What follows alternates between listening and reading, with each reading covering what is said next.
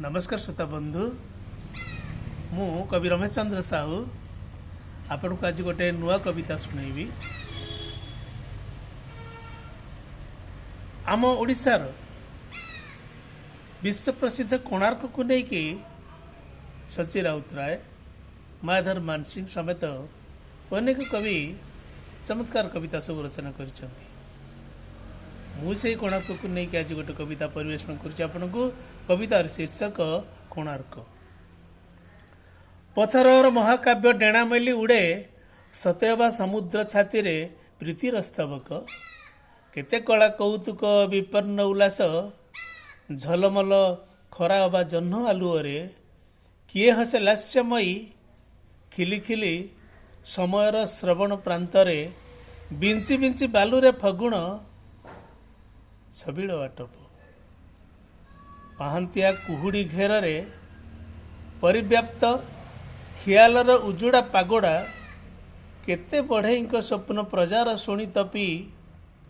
केते बढ़ेईंक स्वप्न प्रजार शुणी तपी निरोलार बसिछि कि से धर्मा जाति स्मर गाल सारा लुहर ओहळ राजा हातु पिंधिबाकू संतापर विजय तिलक राजा हातु पिंधिबाकू संतापर विजय तिलक कांथ सारा शताब्दीर जुगन्नद्ध केते परी पीड़ा नहीं ब्रीड़ा नता प्रोषित भर्तुका रूपाम्बिका नाचुछंती जाली जाली शोषर महक नाचुछंती जाली जाली शोषर महक भांगिबाकू समुद्रर निद ओ बड़ीमा भोगी भोगी 1200 बढ़ेईंक रक्त ओ पुल्लक भोगी भोगी 1200 बढ़ेईंक रक्त ओ पुल्लक पथरर रंगशाला मतुआल निसंगता कुहुड़ी घेरे निहाण मुनरे हसे बास्यायन निहाण मुनरे हसे बास्यायन